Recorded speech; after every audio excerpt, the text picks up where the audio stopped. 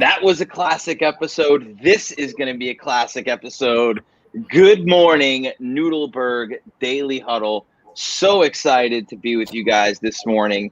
We are full of great content for today. We're going to be celebrating. We're going to be high-fiving. We're going to be doing all kinds of great stuff on this show. So I'm excited to spend the morning with you. Good morning, gentlemen.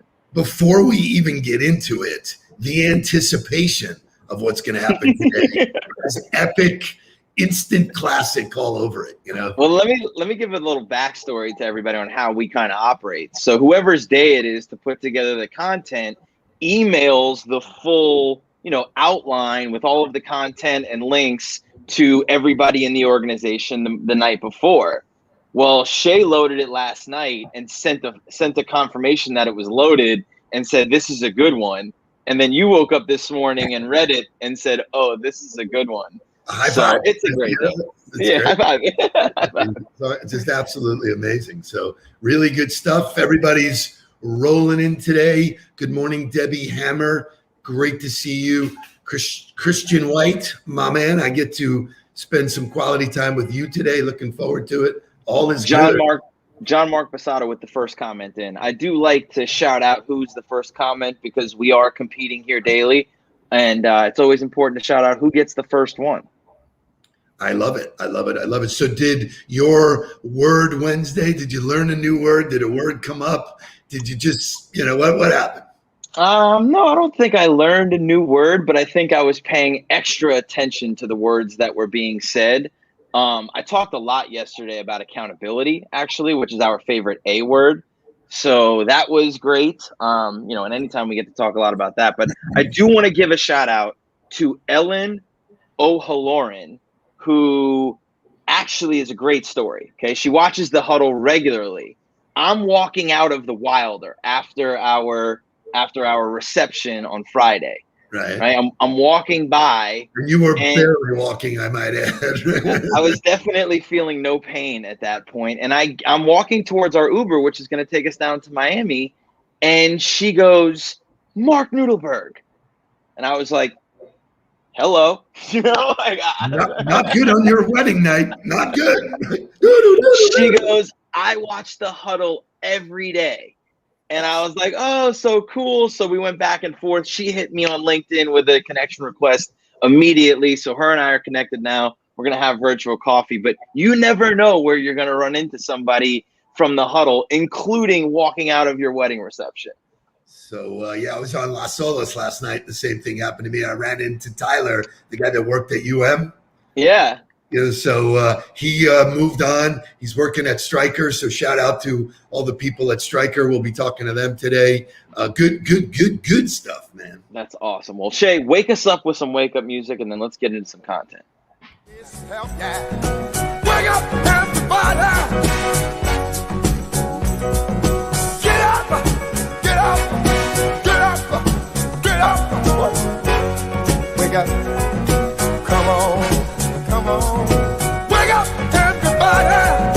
Did you know me? Maybe then now listen what you have to say. Wake up, everybody. No more sleeping in bed. No more about to thinking. Time for thinking ahead. Come on now.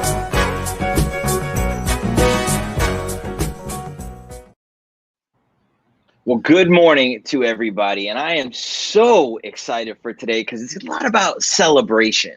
And for me as a coach, building individuals, building organizations, building teams, celebrating is so important. And I don't think that there's a better way to celebrate than with a high five, right? Like if that's not the ultimate, after something great happens, you see somebody and it's a massive high five. Well, today is National High Five Day. So we're going to be talking about all about high five. That works across every platform, business, life, all occasions. Hey, what's up? High five. It's like I love the emotion that comes with it, whether you're an athlete, whether you're in business, whether you're just in life. I mean, it's good stuff. Exactly. And so we're going to talk about all about the high five, but as we like to do here, we like to figure out where things come from, the origin of things, Do you know where the high five comes from? We actually have a short little video, because only rightfully so that maybe the coolest man in baseball gets credited with inventing the high five. But here's a little story behind it. And then, as he crossed home plate, another slice of history transpired. Glenn Burke's so excited, and he raises his arm high into the air. He had his hand back like this. So what was I supposed to do? So I hit his hand. And that suddenly becomes the first high five in baseball history. It was no big deal. Glenn Burke did it, not me. Everybody says it was me, it was Glenn. Dusty really became part of the Southern California landscape. He was the cool Dodger because he had the wristband. It was every single day this guy would show up looking like he ought to be on a magazine cover. All the little things add up to who you are and your character and your personality. I've always said there's two things, style and class, and Dusty had both. So there's so many things to unpack in that short little clip about Dusty Baker. Right. Like all of the little things that make up your character. There's two things, style and class. But how cool is that Dusty Baker, for those of you who don't know who he is, a long time. Yeah, go ahead, Shay. And Dusty still rocks his wristbands every game day. As a manager. So for those of you who don't know, he had a very successful career. And when that happened, the Dodgers became the first team in baseball history to have 4 players who hit 30 home runs or more. And so that's what they were so excited about, was that Dusty became the 4th player on the team. They set the record. It was something unbelievable. And the high five was invented in baseball and went on to be super iconic. But it's not just happening in sports, right? What do you got, Dad? Well, so there is another iconic moment that Dusty Baker is involved in. Do you know what it is? I don't. They know. I know. He knows. I know. And we don't have it loaded, but it is a fantastic moment that even goes beyond the high five. How cool. What is it? Shay, what is it? So I believe it was World Series. Guy was coming home, and JT Snow was in the on deck circle. Guy was coming around third, and Dusty Baker's son ran out to get the bat, and he picked him up off there. He killed him. Would have killed him. That's right. That's right. That was a great That moment. is a high five moment. People went berserk afterwards, you know. That is a high five moment. But not only in sports is the high five happening, we have to give credit to this man for bringing the high five to sales. The best of the best. All right, classic. High five. A chimp's all right. High five. He keeps asking me to give him a high five. That's the hot color. High five. High five. I'm a salesman now. The high five is just so stupid. That's right. High five. On the flip side. High five. You couldn't just give him one high five? So you gotta love David Putty, and you gotta love the high five. But impossible to talk about the high five without showing some of these iconic high fives from movies. And then we're actually going to talk about the benefits of high fives and what they do. I feel the need for speed. Ow! My man. Did we just become best friends? Yep. Give me my money. Son of a bitch. How?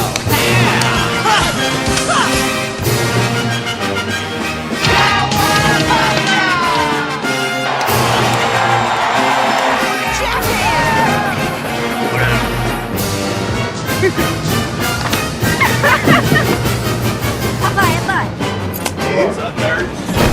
Nothing. Five. That is Is that it? high five. Can we high five? And totally redeem yourself.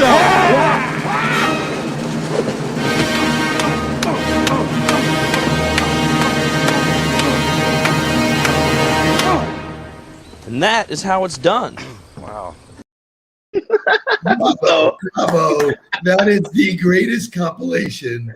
Fantastic, fantastic work, you guys. That is groundbreaking. Fantastic. So some of those high fives are really highly executed high fives. Like, first of all, the the Top Gun high fives, feel the need for speed, and up top and then down low, like so good. But there is a video that talks about the etiquette of high fives because sometimes it's very difficult. But here's a tip for you that I bet most of you, hopefully most of you know, some of you probably don't. The key is to look at the elbow. It's not to look at the hand. But when you go to give somebody high five, look at the elbow. You will never miss. 100% of the time, it's locked in. Sticking to our commitment to give you information that you can use daily as we get back after this pandemic. Watch the elbow. Watch the elbow. You will never miss a high five as long as the eyes are on the elbow. But so just talking about some of the benefits, because I really do believe that cultures of celebration breed success, and high-fiving is an unbelievable way to do that. But just some of the positive outcomes of giving a high five, you know, it's a gesture of interactions with humans to celebrate togetherness. And I think in a time where we're not touching, we're not, you know, we've created the elbow bump and all the different things where we're not trying to hit our hands together. The high five is something that if you have an opportunity to bring it back or give it to somebody, it's so worth it. And I think it's maybe the best way to communicate positive feedback. Like, I would get so excited in a team meeting or a special teams meeting when somebody did something the right way. I'd walk over to them in the meeting and I'd give them a high five, because it's not just about that person receiving it. It's about everybody seeing it. So when you work in an environment of people, what you do by giving the high five just creates ripples throughout the organization. Look at Todd, man. Way to go. We need training, man. We need training. Yeah. Well, you know, there's a lot of bad things that can happen. Like, you know, I think they call it the socket, where somebody goes high five and the other person goes fist bump, and it's like, what are we doing here? So it's interesting because, you know, especially in football, when you score a touchdown, the first thing was to high five. Well, people took that high five into all kinds of dancing, which got crazy. There is a methodology that says act like you've been there before. So your celebration is very clean and very neat with a high five. It's very simple. It's simple. It's simple. Bang and done. You know, and you know, in this crazy year that we had, we couldn't do it. But I think a couple people have said, you know, I miss that. There's nothing like that, because it is magic. You're touching hands, and that's where all the chemistry happens, man. It's good. There you go. Jennifer says, I miss high fiving. And shout out to Shani, who says the high five is a very American thing. She loves it, but back home in Venezuela, it wasn't something people would do. What an unbelievable opportunity, Shani, to bring it to your family and bring the high five in there.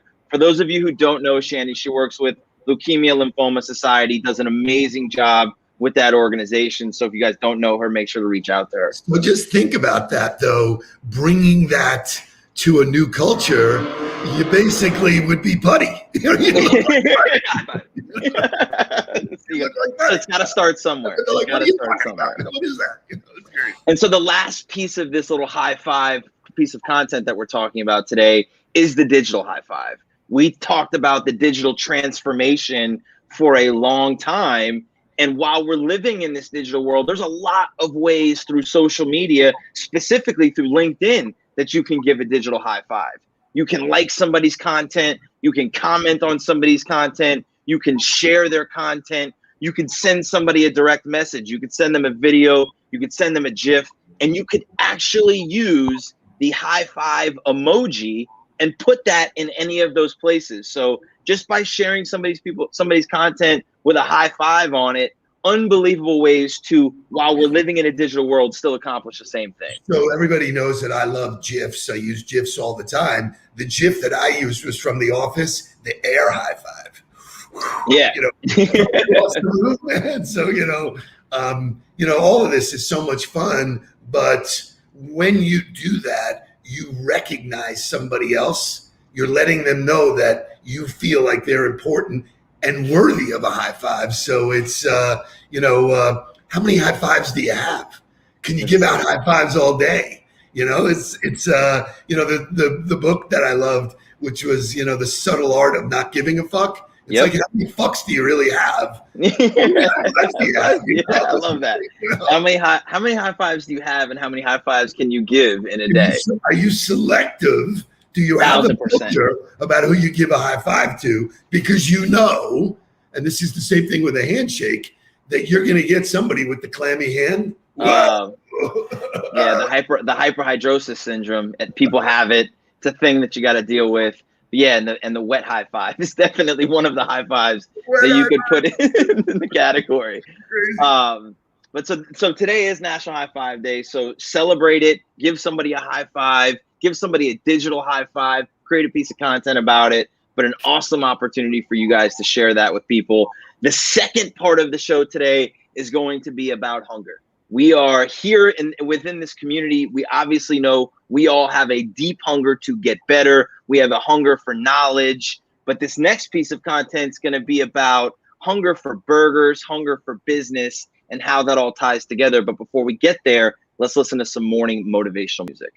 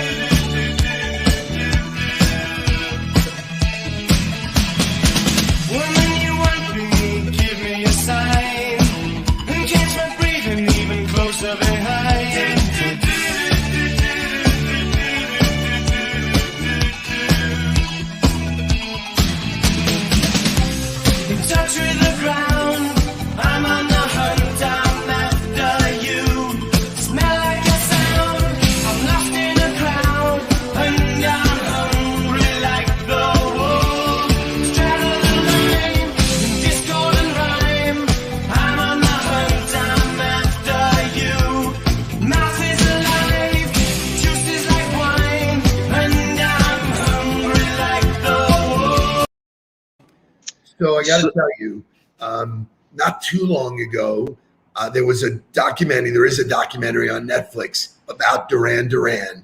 Duran Duran has been successful in like 4 or 5 decades. They were together, they were hot, they went away. They came back, they did something, they went away. The band split up, they went solo. But if you look at the body of work, so I went on Apple one day and just did all the essential Duran Duran. They put out a body of work, man. They are a group to be reckoned with. So, and their song is perfect. But today in history, the reason we're talking about hunger and being hungry is that today in history, Ray Kroc, for those of you who don't know who Ray Kroc is, he is the man who created the McDonald's franchise, not the restaurant. McDonald's itself had already existed. He created the franchise model for them and created McDonald's the brand, and created McDonald's the largest growing restaurant business in the country at the time, then the world. Yeah, go ahead. There is a debate about whether he was a good guy or a bad guy for doing that. And we'll talk about it. I think we'll talk about it because I'll set the stage for the video. So what had happened was he met a group of men who had a company. They were the McDonald's brothers. They had patented, or they had created a restaurant system that made them super efficient and effective. And they had the name McDonald's, and they were creating burgers. Ray met them. Ray wanted to grow the business far beyond what the McDonald's brothers had really initially wanted to do. Eventually purchased the entire brand from them for $2.7 million because each of the brothers wanted $1 million and $700,000 for taxes. They walked away with that. Ray walked away with McDonald's and then went and built the largest franchise in the world. Here's a video from the movie of Michael Keaton playing Ray Kroc as the founder. Then we're going to talk a little bit about it. I just have to ask you one thing, something I've never understood. All right. That day we met, we gave you the tour. What about it? We showed you everything. The whole system, all our secrets. We were an open book. So why didn't you just... Steal it? Just grab your ideas and run off, start my own business using all those ideas. Yours would have failed. How do you know? Am I the only one who got the kitchen tour? You must have invited lots of people back there. And? How many of them succeeded? Lots of people started restaurants. As big as McDonald's? Of course not. No one ever has and no one ever will, because they all lack that one thing that makes McDonald's special. Which is? Even you don't know what it is. Enlighten me. It's not just the system, Dick. It's the name. That glorious name, McDonald's. I remember the first time I saw that name stretched across your stand out there. It was love at first sight. I knew right then and there I had to have it. And now. That's a great flick. That is a great flick. It's a phenomenal flick. And I the importance of what he says there. And there's a ton of great quotes that we can talk about. We can go into a little bit of overtime to talk about it. But And we'll go to overtime. High five on that one. what he says there is that it's about the name. It's about that glorious name, which means it's about the brand. It's not the system. It's not the way they created burgers. It's not the secret sauce. It's not the golden fries. It is the brand. And in today's world where we talk about it all the time, you are the brand. And you have the opportunity to build that daily. Yet I think still so many people don't understand the importance of it or what it really means. So it's interesting because your brand lives before and after you actually arrive. So there's expectation of this weekend, we're going to see our man Feldman and we're staying at the Ritz. Well, there's an expectation of what it's like to stay at the Ritz that they've built. And then afterwards you have the memories of like, wow, that experience was amazing. So you're 100% right that it's much more than all of that other stuff, because that's the commodity part. Correct. This is the juice. This is the stuff. This is, and everyone has their own DNA, which makes this conversation unbelievably unique because there's only one you. Right.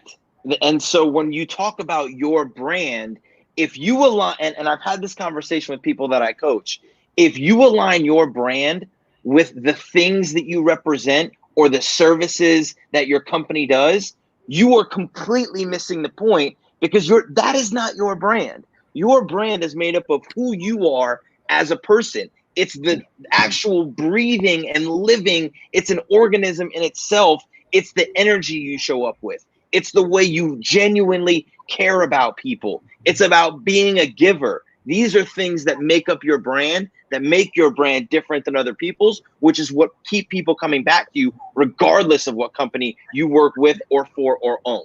And I am firmly committed to the fact that you provide a brand experience when you show up. You create an emotion in other people that you can't deny. It's interesting because tomorrow I was going to talk about this exercise that we've done with all of our clients. We used to do it corporately, but about the words that people use to describe you. And I'm going to show people how to own this. So for me, there was a word that always came up every time I showed somewhere. They would go, blah, blah, blah, and I'm going to do it tomorrow. But this is such a fascinating week because we talked about words. Brands are about the words. It's, are you premium? Are you discount? Are you could be any position you want. And what does it look like? Like the McDonald's brand is about the golden arches. You see the arches, you have a memory and a feeling and emotion that's tied to that. People should see your name and it should bring up an emotion. It should bring up a memory. They should have a tie to your name, to your face, and you have the ability to build that through social media daily. So here's where I'll give you not a challenge, but a sort of an add-on. Here's the the condiment to what you're saying. No matter what, they have an emotion. It's either good, bad, or indifferent. There is no nothing. Correct. If you don't matter to me, that's your fault. Correct. Oh, bingo. Mic drop. to make me matter to you. And if I don't do a good job of that and you have a bad feeling, oh, by the way, salespeople who only call to make a sale create a bad feeling in someone's mind. They go, oh, this guy's calling again? Seriously, like, what do you don't think the person on the other end knows that? That's a bad brand experience versus, hey, every time I talk to this guy, he makes me feel better. He motivates me. He, drives me to be better and feel better. If you listen, tell me something good was clearly about making people feel better. If you show up and make people feel good, they want you around. So 1,000%. They'll find a way to work with you because of how your brand, you as the brand, make them feel. And the worst thing that could happen is when you work in an organization that when you show up a certain way and the organization doesn't match what you deliver as a human being, that's why it's so important about having a free agent mentality and making sure you align with whatever organization is that you work with so that everything happens together. Roll Tide. Let's go. Fantastic Thursday. Shay, give us a bang. Yeah. Yeah. Pulls off three-pointer. Bang! Bang! It's good!